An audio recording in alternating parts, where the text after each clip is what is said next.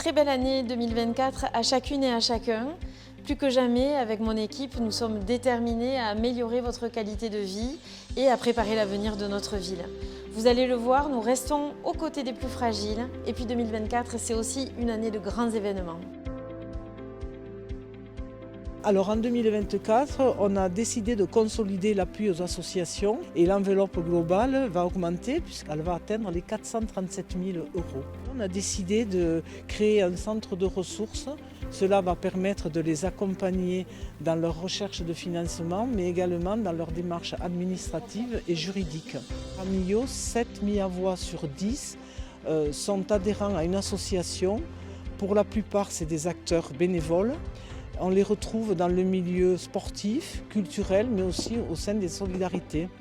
Et c'est pour ça que ce soir, nous avons décidé de mettre la lumière sur ces associations, et notamment avec l'action de la Croix-Rouge française. On a aussi une action d'accueil tous les mercredis après-midi. On reçoit toutes les personnes en difficulté à Millau qui ont besoin de notre aide. Donc action sociale, secourisme, maraude. Et après, tout ce qui a à voir avec l'apprentissage, le savoir de base. On va créer justement en 2024, on a le projet de créer ce qu'on appelle accès au numérique. La ville de Millau œuvre pour le bien-vivre des seniors et les accompagne au quotidien en maintenant le lien social grâce au portage des repas et au maintien surtout de la tarification par l'accompagnement du club de l'amitié au paiement des loyers qui sont de montant d'environ 22 000 €. Nous avons beaucoup d'activités, des sorties, des repas, des petits voyages. Au club de l'amitié, on ne s'ennuie jamais. On a également testé cette année le transport gratuit pour les aînés pendant la semaine bleue. C'est une action qui a eu énormément de succès.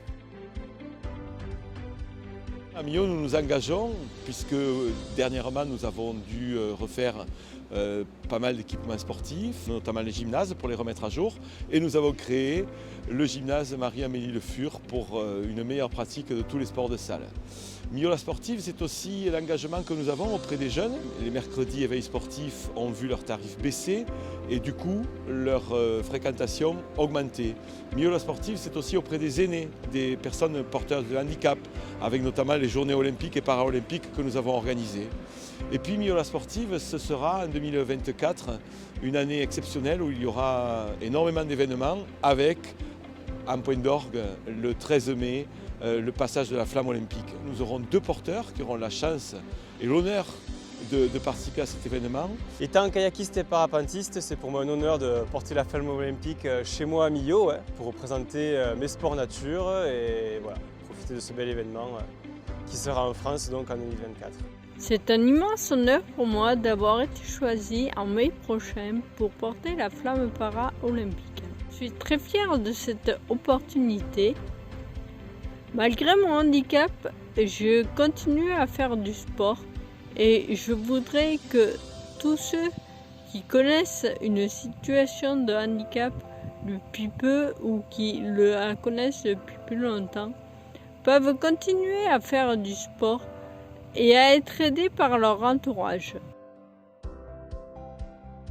Donc c'est pas forcément évident de rendre compte de l'offre culturelle à Millau, tant elle est riche, dense et variée, mais on peut quand même dégager quelques lignes de force, parmi lesquelles peut-être l'éducation artistique et culturelle. Un enfant qui s'est scolarisé à Millau aura vu pas moins de 22 spectacles au cours de sa scolarité au théâtre. Mais on pourrait dire la même chose pour la médiathèque, le musée, le label Ville d'art et d'histoire à travers des programmes d'animation, d'exposition, de conférences. Un autre point fort de notre politique, c'est favoriser l'accès à la culture, qui est un des deux pôles des droits culturels, donc notamment avec une politique de gratuité au musée, en abondant au système des tickets suspendus au théâtre. Chaque fois que vous achetez un ticket suspendu, la ville en paye un autre, donc ce qui permet d'étoffer l'offre. Troisième point fort, c'est l'accompagnement des acteurs culturels pour faciliter la réalisation de leurs projets et coordonner leurs actions. Et notamment le 9 octobre dernier, nous avons organisé ici au Pivert, les premières rencontres culturelles. Je tiens à remercier toute l'équipe pour son accueil et pour son engagement à faire vivre ce lieu unique et nécessaire à Millau. Alors le café resto culturel du Pivert, c'est quoi? C'est un lieu de vie et de convivialité, voilà, qu'on a voulu axer sur la culture, sur une culture vivante et populaire. À l'année, c'est plus de 110 événements culturels. Il y a environ une soixantaine de concerts, des soirées dansantes, des soirées jeux, des spectacles, des conférences citoyennes. Voilà, on brasse un peu tous les styles. Ça, c'est pour la face visible. La face cachée, c'est qu'il y a aussi des ateliers hebdomadaires. Il y a des résidences de création artistique qui se passent ici. C'est aussi un tissage très serré avec plein d'associations partenaires avec qui on co-crée des événements. Voilà, tout ça pour que tout le monde puisse vivre pleinement et donner un accès ouvert à tous à la culture, quoi. Dans le champ de l'inclusion, il nous reste beaucoup à faire et je pense notamment aux personnes en situation de handicap moteur. Néanmoins, beaucoup de progrès ont été faits sur la question de l'inclusion de manière générale. Et je pense notamment à cette convention réalisée avec l'Institut médico-éducatif du Puy-de-Calais qui nous permet d'intégrer en milieu ordinaire, dans nos effectifs, des jeunes en situation de handicap. Ce partenariat il est innovant car d'habitude nous travaillons avec des établissements pour adultes médico-sociaux. Et là, c'est le milieu ordinaire, c'est vraiment la réalité. Ça nous permet d'évaluer les jeunes sur la façon dont ils peuvent s'adapter et leurs compétences dans des nouveaux environnements, avec des équipes, des consignes différentes. C'est génial pour nos jeunes de pouvoir faire ces projets-là, car ils sont timides, mais ils sont heureux de venir tous les jeudis travailler avec eux. Nous nous engageons, comme c'est le cas depuis le début du mandat en 2024, à continuer cette politique pour l'apprentissage, pour l'intégration des jeunes, que ce soit sur les filières techniques, menuiserie, plomberie, autant que sur la filière maison du peuple, à ce que ces jeunes puissent avoir du savoir-faire transmis par nos anciens agents qui seront à un moment donné appelés à partir à la retraite. Donc cette transmission est une valeur importante que nous mettons en avant chaque année et que nous ferons perdurer pour l'année 2024.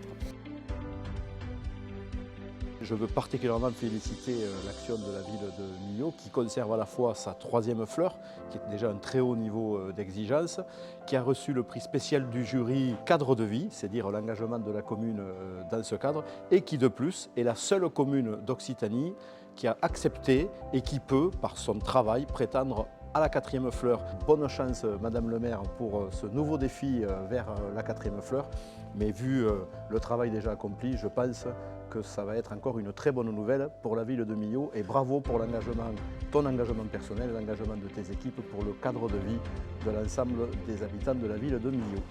Merci beaucoup.